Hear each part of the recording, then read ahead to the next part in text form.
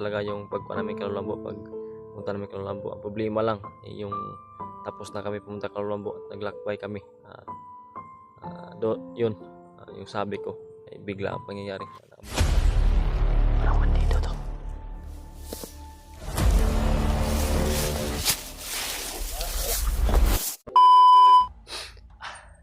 Yun mga tol.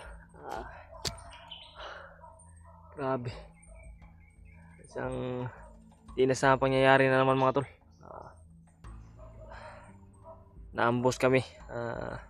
Apat ni Brad Rimat, saka Brad Julio at si Bradley. Yun. Saksi sana yung naging success talaga yung pagpunta namin kay Lulambo mga tol. At napaabot namin yung alay sa kanya. At binispasan niya po kami. Proteksyon sa katawan at pampalakas sa aming orasyon na gagamitin. At ito mga tol, grabe. Ngayon hanap ako ng paraan na makita sila, makita yung mga kasamahan ko. Grabe, talaga ako makapaniwala bigla ang pangyayari. Nung nakausap namin si Luambo, may banta talaga siya sa amin na may dating daw na masama na mangyari pero sa amin, pero nag-ingat talaga kami mga tol, pero wala talaga. Talagang totoo yung banta ni Luambo, totoo yung sabi niya, talagang may mangyayaring masama. Pero sana mga tol ay ligtas yung mga kasamahan ko, ligtas yung si Bradley at saka si Bradley Mart at si Bradley.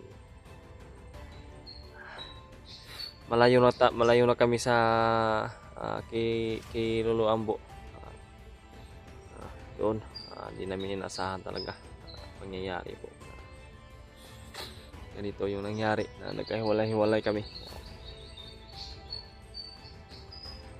Biglaan po na nag-iba yung direksyon namin ba sa pagtakbo kasi napakarami talaga. Marami talaga na umambo sa amin at grabe, sobrang dami yung humabol. Pero nakakasiguro po ako mga tol na walang masamang nangyari sa kanila kasi ako nga ay safety rin sa walang galos na nangyari sa akin. Talagang napakalakas ng binigay ni Luambo na orasyon sa amin, na orasyon protection sa aming katawan. Sa ngayon mga tol ay talagang hanap ako ng paraan at mag-triple ingat para kung ano man yung mangyayari pa sa amin o baka may mangyayari pa. Hindi natin alam kasi buhay natin yung mga pangyayari, hindi talaga natin alam.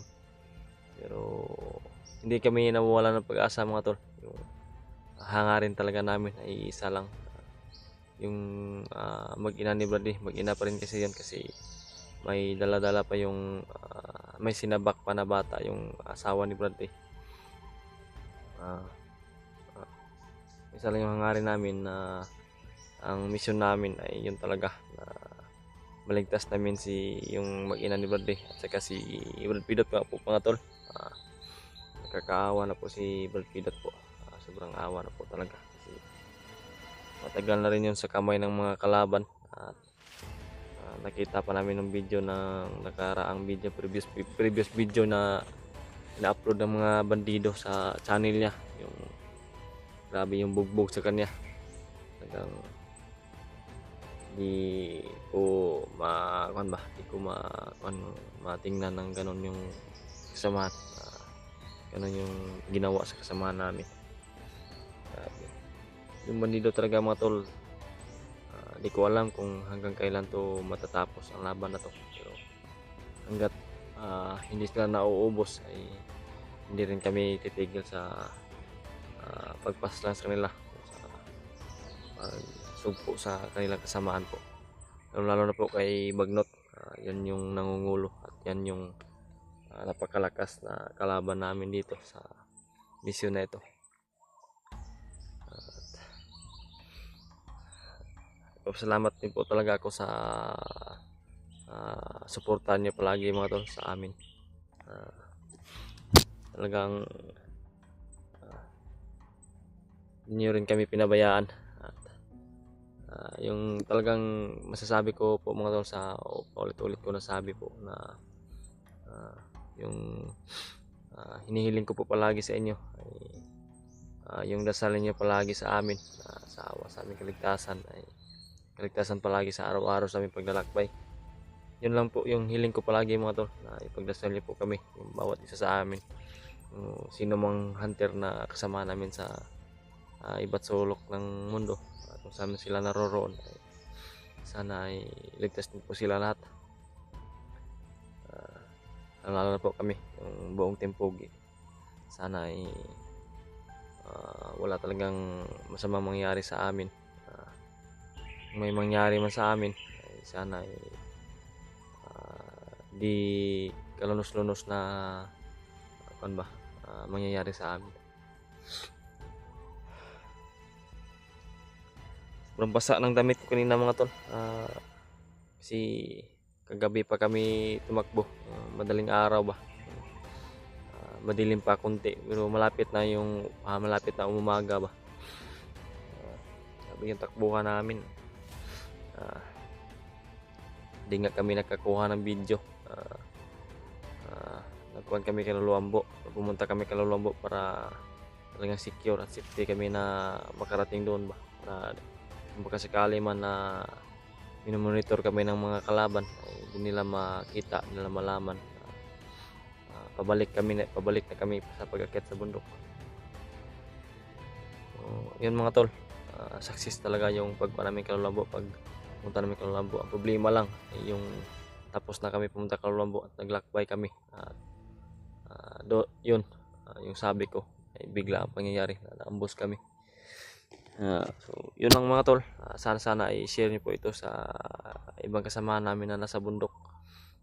Sana i-share niyo, na ipaalam niyo na patungo na kami sa kanila at i-rescue kami sa nangailangan ng tulong, tulad ni Brad Pitt at saka sa iba namin kasamahan, lalo na po sa asawa ni Bradley.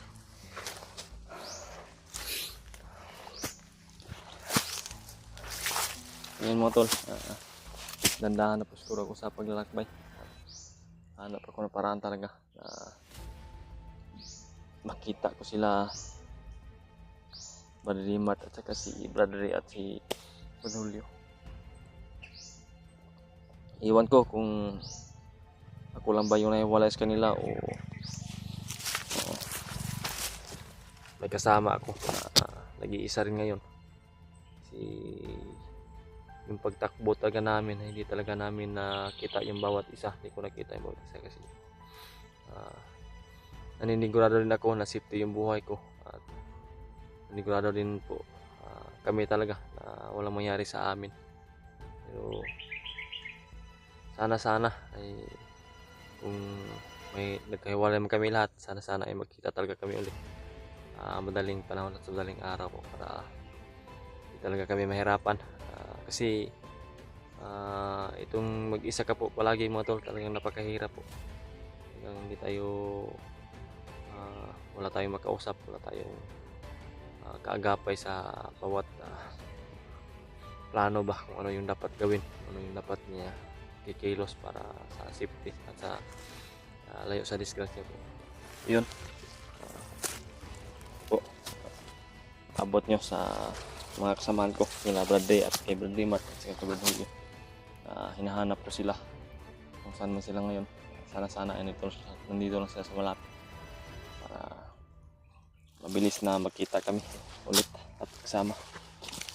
Gabi lang kami nagsama, ito agad yung nangyari sa amin. Kalunos-lunos na pangyayari na bigla talaga na magkahiwalay na naman. Hindi ito hadlang po mga tol sa misyon namin. Anak ko dito.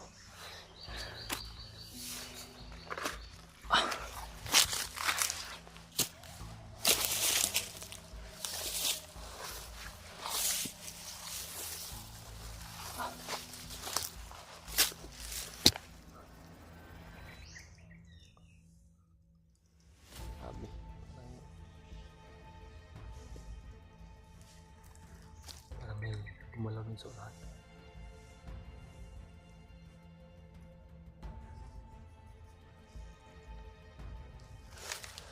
Narinig ako mga galaw mga tol.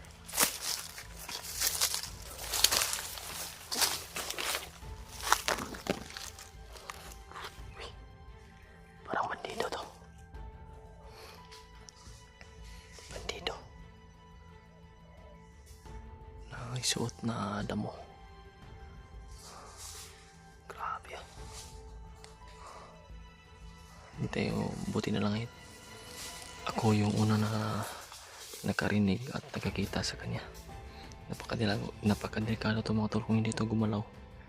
Parang puno lang din yung ano. Kasi nakabalot siya ng puno po mga tol. Yan o. Kimbang lang mga tol. Hindi ako makikita nito kasi napakalakas at napaka-epektibo yung binigyan ni Lolo Ambo sa amin. Proteksyon sa aming katawan at sa orasyon namin.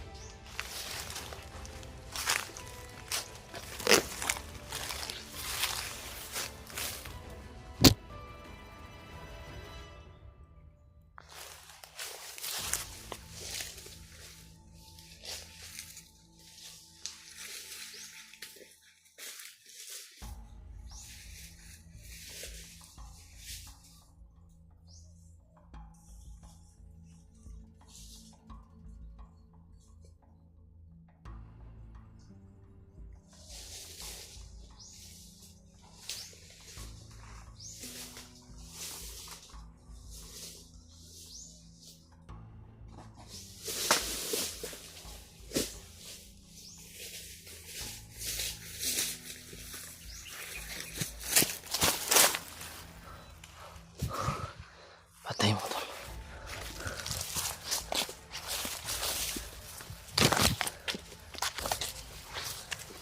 Patay mo.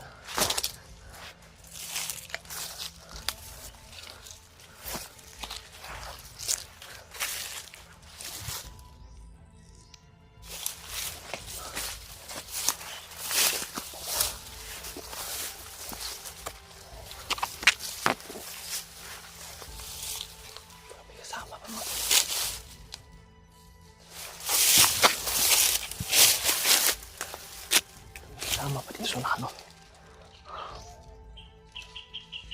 Yan o.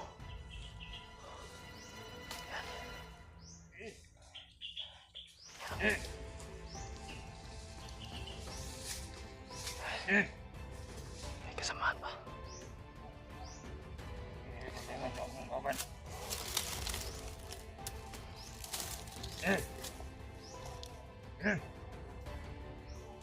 Wala.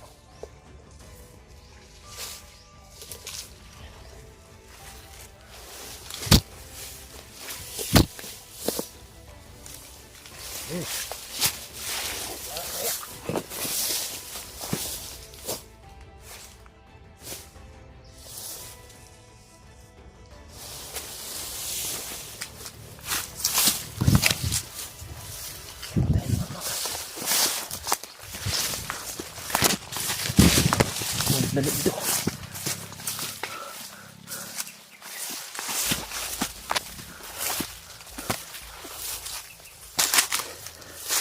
Marami sa dito mga tol.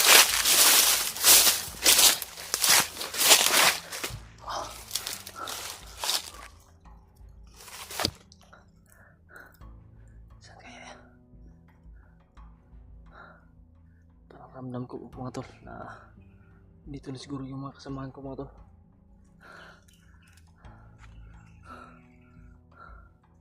Grabe. Dalawa na yung natulas ko. Grabe yung bantay dito. May mga bantay rin dito sa banda na ito.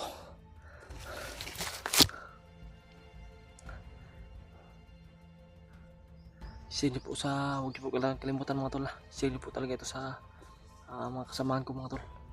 Para makita talaga nila ba.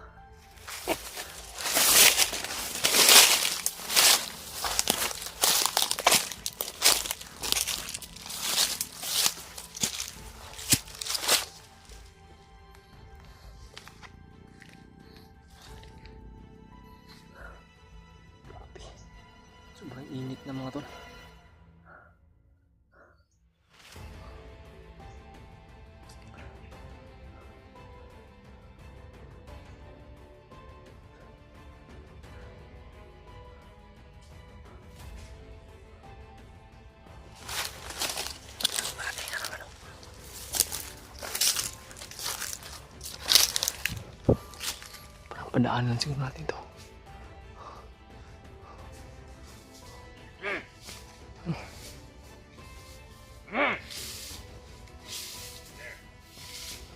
Anak mo mga kauban eh. Ay, doon na, katawang na wala. Nililig ako sila, giniyaan ganyan. Wala ang mga nanal. Bagnet di patay, nagsiyo sa mga vlogging kaya. Saan ko na ito? Iwasan ko muna baka. Ipagawa ko na putok dito. Delikado.